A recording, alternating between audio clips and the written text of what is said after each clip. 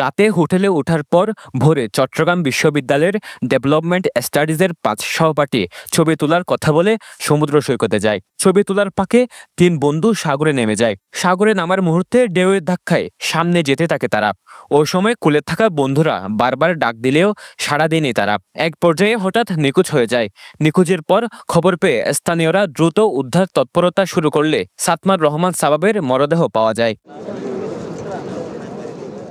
মঙ্গলবার ভোর ৬টার দিকে কক্সবাজারের হিমছড়ি সমুদ্র সৈকতের ক্যাম্পেইন কক্স পয়েন্টে এই ঘটনা ঘটে। দীর্ঘ সময় খোঁজাখুঁজির পর এখনো সন্ধান মিলেনি অপর ২ বন্ধু আসিফ আহমেদ ও অরিত্র হাসানের। আমরা দেখতেছি, দেখতে সমুদ্র অনেক উত্তর লেগেছে। তো যে মামা মাছ মারতেছিল আমাদের বলতেছিল যে উনারে ডাক দিতে। তো আমি জোরে জোরে ডাকতেছিলাম, ওরা আমার কথা শুনতেছিল কিন্তু রেসপন্স করতেছিল না।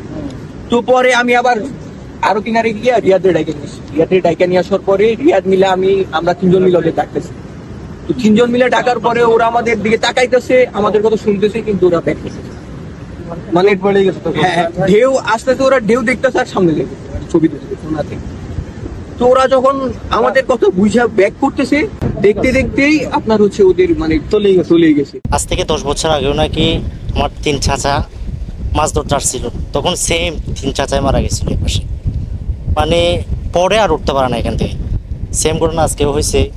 ওরা নামছিল, 10 মিনিটের মধ্যে ডুবে গেছে, আর তুলতে পারে না, দেখাও যায়নি। বর্ষাকাল আসলে মানে প্রতিনিয়ত ওগুলা মানে হয়ে থাকে।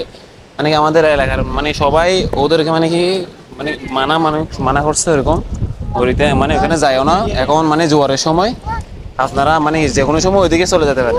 মানে কি ওরা মানে অনেক মানে চেষ্টা করছে আমাদের এলাকার লোক মানে কি বাঁচাতে ওদের, মানে কি ওরা কথাগুলো শুনে নাই ভালোভাবে। মানে কি ওরা মানে যত মানা করে ওরা ওদিকে চলে যায়। মানে হঠাৎ করে ওরা ৩ জন অদৃশ্য হয়ে গেছে, মানে কোথায় চলে গেছে মানে কি আর খুঁজে হয় না ওদেরকে। চট্টগ্রাম বিশ্ববিদ্যালয়ের শিক্ষার্থীরা সৈকতে যে পয়েন্টে নেমেছিল সেটি গোসলের জন্য নিরাপদ নয়, কারণ বর্ষায় সেখানে গুপ্তকাল তৈরি হওয়ার পাশাপাশি লাইফগার্ড বা অন্য কোনো সংস্থার কোনো নজরদারি নেই। তবে নিখোঁজের পরপরই জেলা প্রশাসন, লাইফগার্ড, বীজকর্মী, ফায়ার সার্ভিসকে মাঠে নামায়।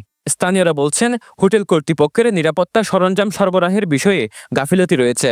তবে হোটেল কর্তৃপক্ষ বলছেন তাদের কাছে পর্যাপ্ত ইকুইপমেন্ট মজুদ থাকলেও ওই ৫ সহপাঠীর মধ্যে শুধু সাবাব লাইফ জ্যাকেট আর বয়া নিয়েছিল, বাকিরা তাদের সতর্কবার্তাও শুনেনি। সমুদ্রে যে উত্তাল ঢেউর মধ্যে তারা পড়ে যায়, তাদের মধ্যে ৩ জন মূলত পড়ে যায়। তাদের মধ্যে একজনের মৃতদেহ মূলত পাওয়া গেছে, উদ্ধার করা হয়েছে। ২ জন এখনো পর্যন্ত পাওয়া যায়নি, আর ২ জন এখনো জীবিত আছেন, তারা ট্র্যাজেডির মধ্যে রয়েছেন।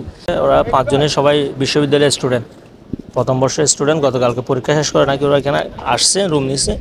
তো সকালে ৫:৩০ নাগাদ ওরা সাগরে আসছে নাকি একটু হাঁটাহাঁটি করবে, ছবি উঠাবে। তো ওরা আসার সময় লাইফ জ্যাকেট এবং সেফটির জন্য যা যা প্রয়োজন বয়া তাকে মানে যা রিসোর্ট কর্তৃপক্ষ ওদেরকে দিছে। দেওয়ার আগে ওদেরকে বারণ করছে নাকি সাগর উত্তাল, এখন গেলে ভালো হবে না। এরপর ওরা না মেনে, কারণ আমাদের এখানে যখন লোকজন আসে এবং কোলাহল জায়গা যখন দেখতে পাই, ওদেরকে আর মানে বিবেক মানে বাধা দেয় না, মানে একটু ঘুরে আসি, আবেগে কাজ করে। সেখানে আবেগেটা চলে আসছে। আসার পর ওরা ছবি উঠাতে নাকি পানিতে একটু নামছে, হাঁটু পরিমাণ নামছে, এরপর কোমর পরিমাণ হঠাৎ করে ডুবে গেছে। ভোর ৫টার দিকে একদম যখন একটু আলো উঠছে, তখন ওনারা কি করছে, সবাই বিচে আসতে চাচ্ছে আর কি। ৪ জন অলরেডি আগে চলে আসছে, ওই যে একজন লাইফ জ্যাকেট এবং বয়া খুঁজতেছে আর কি। তো আমি বলতেছি এই টাইমে তো আপনারা বিচে যাচ্ছেন, এখন তো রিস্ক হবে। বলতেছে না, আমরা বিচে নামবো না, এমনি ছবি তুলবো শুধুমাত্র, আমাদের বিচে নামার কোনো নেই, প্ল্যান নেই। তো ওনারা চলে আসছে একটু পরে। তো আমি ৬টার দিকে আমার ডিউটিটা শেষ করে ফেলছি, শেষ করে আমি রেস্টে গেছি। তো একটু পরে আমাদের স্টাফরা বলতেছে যে আমাদের গ্যাসটা একজন নাকি ডুবে গেছে, ৫ জন টিমের। ৫:৩০ সময় হচ্ছে, আবার ভোর ৫:৩০ আবার আসছে বিচে এসে, ওইখান থেকে ক্যাম্পেইন কক্সের সোজাসুজি ওরা নামে নাই। দেন ওইখান থেকে ১.৫ কিলোমিটার পরে এদিকে এসে ওনারা হচ্ছে বিচে নামছে ছবি তোলার জন্য, জাস্ট এটাই, ছবি তুলে চলে যাবে, এটাই ওনাদের উদ্দেশ্য ছিল ওইটাই। অ্যান্ড ওরা হচ্ছে কি ফিল করছে এটা আমি নিজেও জানি না। অ্যান্ড আস্তে ওরা হচ্ছে ধীরে ধীরে হচ্ছে গভীরের দিকে চলে গেছে। এখানকার স্থানীয় মানুষ অনেকরা নিষেধ করার পরে হচ্ছে ওরা, তারপরে ওদের হাতে 2টা ফোন ছিল, মানে যারা বিছে নামছে ওদের হাতে 2টা ফোন ছিল। ফোন থাকার কারণে ওরা ছবি তুলে গভীরের দিকে চলে গেছে। নিখোঁজ 2 বন্ধুকে খুঁজে পাওয়ার বিষয়ে ফায়ার সার্ভিসের কাছেও খুব একটা সুখবর নেই। তারা বলছেন সমুদ্রের সন্ধানের জন্য পেশাদার ডুবুরি এবং উন্নত প্রযুক্তির যন্ত্রপাতি নেই তাদের কাছে।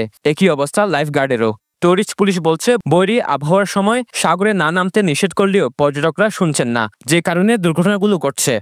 এটা 100% জোয়ারের সময় খুবই বিপজ্জনক। পার সময় একটু দেখা যাবে কোন জায়গায় ক্যানেলটা আছে গুপ্তকাল, এটা গুপ্তকালের মূল মাথা হচ্ছে এখানে। ওনারা যে জায়গাটা পড়ছে ওটা হচ্ছে ওই হাড়ির মাথা দিয়ে পড়ছে, ওই জায়গাটা অনেক গভীর ছিল জোয়ারের সময়। ওনারা যেসব 5টা বাজে বলতেছে ওই সময় জোয়ার ছিল, জোয়ারের সময় পড়ছিল, আর এদিকে আসার সম্ভাবনা কম ছিল। তো আমরা একজন মানুষ হিসেবে তো আমাদের নিজেদের একটু সচেতন থাকতে হবে, জেনারেল নলেজ থাকতে হবে। এখানে কোনো বিচ না, একেবারে ভোরে উত্তাল সাগরের ভিতরে নামবো।